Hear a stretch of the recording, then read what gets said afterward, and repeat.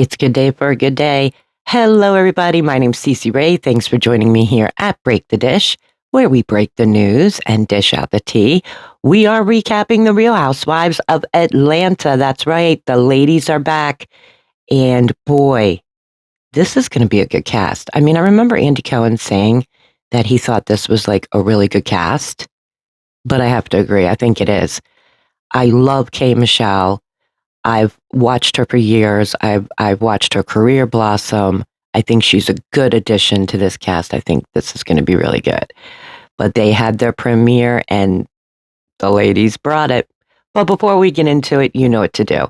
Make sure you like, subscribe, hit that notification bell, because here we break the dish.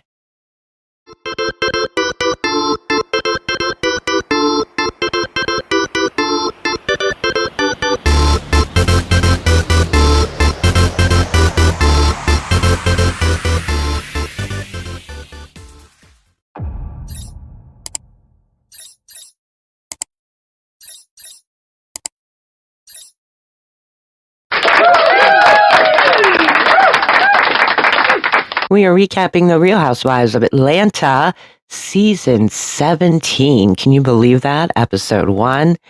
I love the way they started this out. So you see the silhouette of this beautiful woman just sitting there watching this big screen. You know, you just see the back of her. And it's all different snippets of what's to come in this season. And then she turns to, with the remote, turns it off, turns around, and it's Cynthia Bailey. I love it. And she says, so what else is going on? Great, great beginning. So we see Phaedra. She's with her son. He's talking about homecoming. Can you believe that? I remember when he was born on this show. I mean, where has time gone? Kelly is with her daughter. She's taking her to college. She's going to Spelman.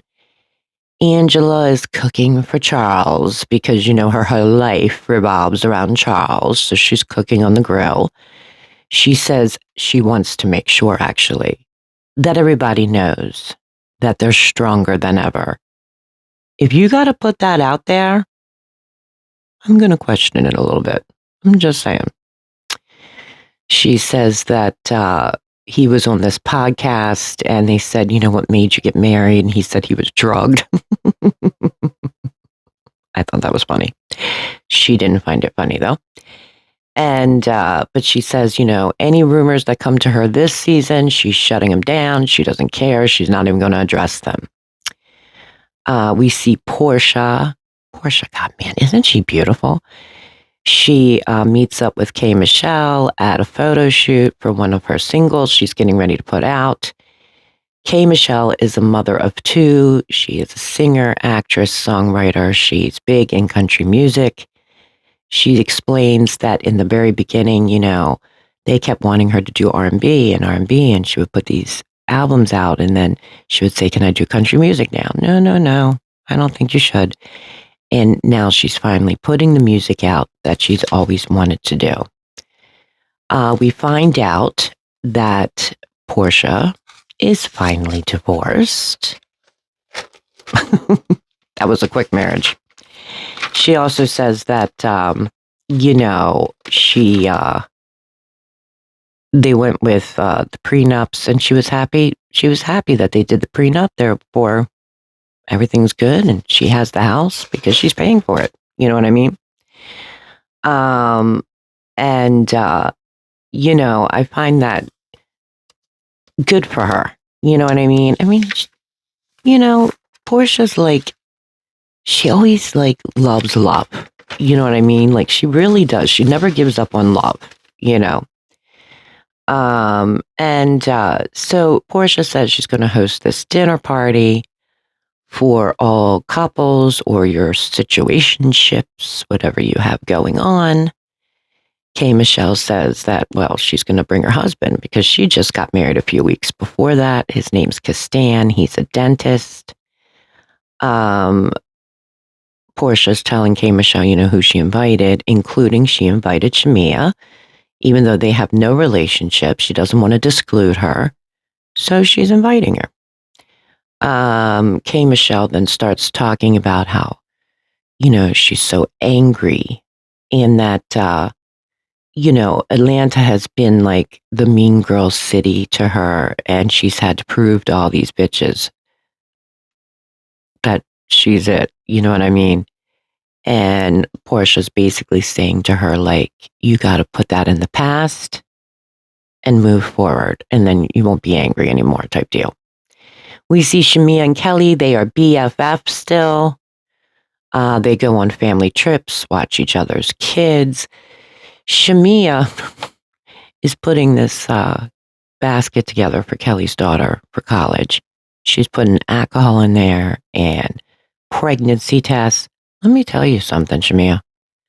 That wouldn't fly here. I can tell you that. Like, I wouldn't even find that funny. I'm just saying. But Shamia is still concentrating on her singing career, but she also went back to Grenada, and now she is the owner of a rum company. So we'll see how that goes, right? She talks about how her and Portia, after the reunion last year, exchanged some very nasty texts towards each other, and they have not spoken since. So now we come to the dinner party, and Cynthia arrives. She's on the phone with her boyfriend, La Prince. Portia waves to him hi, and she gets off the phone, and, that was all cute and dainty, right? And then, of course, Angela arrives with Charles, Then Drew shows up on the phone with her friend named Black, and it was weird. It was just so weird because she didn't say, like, here, let me say hello to Portia. Okay, let me let you go. I'm at this dinner party. No, she keeps him on the phone throughout the whole thing. It was weird. Phaedra comes in with her friend Chi Chi. I think they've been dating for a while, actually. Drew says that, yes, her ex-husband still lives in the basement. Nothing's changed there. K. Michelle comes in with Kastan. She tells the story that they've actually known each other since they were in 9th grade. And now they're together. And then Portia's quote-unquote friend comes in. His name's Mike. He's really good looking, and everyone's like, ooh, Shamia is still at her house when Pinky arrives. She's a new cast member. She has a multi-million-dollar business with Slutty Vegan. She's married to a man named Derek. She's a mom. So she now arrives with Shamia at the party. Kelly, of course, comes with her friend Troy. But let me tell you something. The energy between Drew and Shamia was weird, right? And I love me some Phaedra. Phaedra's sitting at this dinner party, and she's like, the exciting thing about this dinner party is that Drew over there, her friend Black, he's been on that phone for 3 hours. Like, doesn't he pee? Does he have a colostomy bag? I found that so funny. And then she looks over at Portia's, quote unquote date, right? And she's like, Portia, this isn't her confessional, like, tell us the ways of your vagina because it's a trapper. It is so true. Like, Portia gets these, like, men just falling at her feet. Well, she's just so gorgeous. I mean, look at her. But so now everybody gets up from the dinner table, and the men go in and have cigars outside, and the women are in the living room. And, of course, you couldn't help but notice the tension between Drew and Shamia. So Cynthia mentions something about it, and Drew says, I don't have an issue. Like, I'm here. Shamia's there. It was weird. And Portia says, look, Shamia did apologize on her podcast. And then you see like the recap of her podcast where she's apologizing, but then she says something about Drew, about how she could have went heavier, and basically threatens her a little bit. I don't know what that's about. And then Shamia says, Drew wants to put things out there, but she went to Phaedra and says that she doesn't believe her friend Angela. Remember, this all came about at the reunion. And then Phaedra explains that after the reunion, Drew came to her dressing room and said, I would love to get to know you. And Phaedra turns around and says, I don't want to get to know people that try to frame me, And Drew says, well, I didn't agree with all the evidence that Angela was presenting.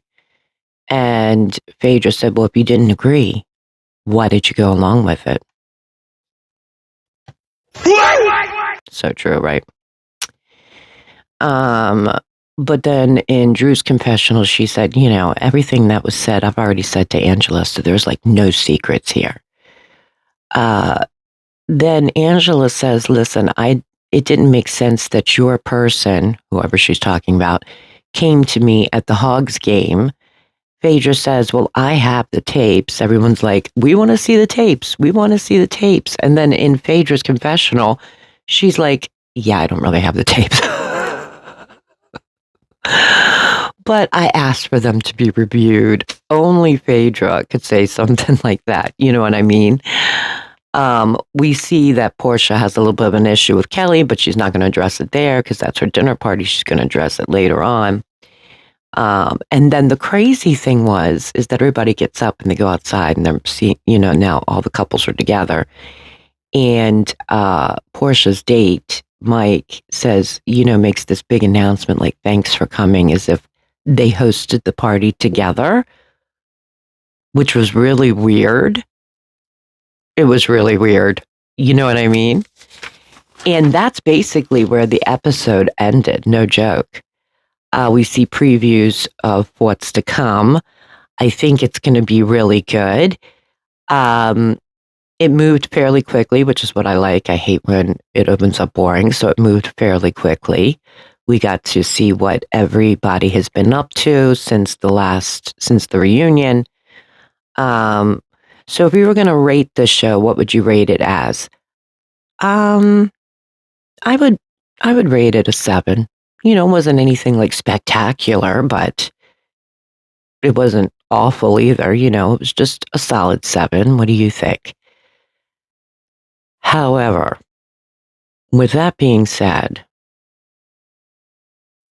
can we talk about Drew for a minute? Ugh. Really? The first episode, girl, you are just doing too much. I mean, too much. Her confessionals are too much. Then she shows up at this dinner party with her quote unquote friend on the phone and keeps him on the phone the entire dinner party. It's weird. It's given too much.